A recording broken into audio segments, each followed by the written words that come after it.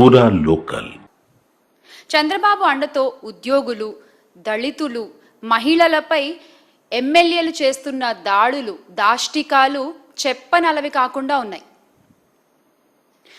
ఏ అధికారం లేకున్నా కూడా ఉద్యోగులపై కూటమి ప్రభుత్వంలో కూటమి ఎమ్మెల్యేలు ఎందుకు అధికారాలు చలాయిస్తున్నారు? అసలు ఉద్యోగులపై అధికారం చలాయించే హక్కు ఎమ్మెల్యేలకు ఎవరిచ్చారు? మాట వినని ఉద్యోగులపై వేధింపులు, బదిలీలు. నిన్నటికి నిన్న చూసుకుంటే కేజీబీవీ ప్రిన్సిపల్ను వేధిస్తూ ఆమదాల వలసలో ఎమ్మెల్యే కూన రవికుమార్ గారి ఉదంతం మనం మాట్లాడాలి ముందుగా.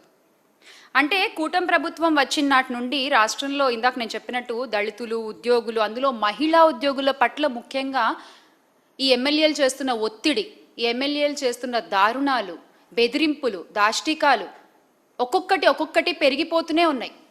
ఆ బాధితురాలు, ఆ కేజీబీవీ ప్రిన్సిపల్ సౌమ్య గారి మాటలు వింటే, అంటే రాత్రి 10:30 తర్వాత కూడా కార్యాలయానికి పిలిపించుకుని పనుల సాకుతో, పనుల వంకతో ఆవిడ్ని అక్కడే ఉంచుకుంటూ, ఇదేంటి అని ప్రశ్నిస్తే ఆవిడ్ని బెదిరిస్తూ వాళ్ళ అనుచరులను ఇంటికి పంపించి,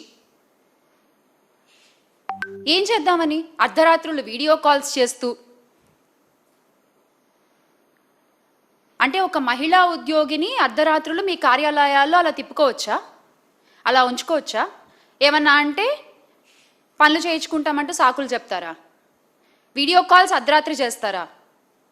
ఏ ప్రభుత్వంలోనూ చూడలేదు మరి ఇలాంటి ఒక పనితనం. కూటమి ప్రభుత్వంలోనే చూస్తున్నాం.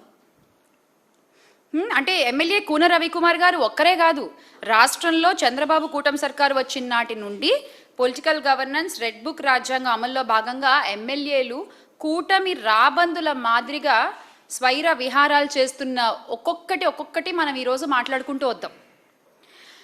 మాట వినకపోతే సస్పెండు, మాట వినకపోతే బదిలీ, మాట విన్నావా నెత్తినెక్కించుకుని ఊరేగడం, మీకు నచ్చినట్టు అధికారుల్ని మీ కాళ్ల కింద చెప్పులుగా పెట్టుకోవడం. ఈ అధికారాన్ని చంద్రబాబు నాయుడు గారే ఎమ్మెల్యేలకు ఇచ్చారు.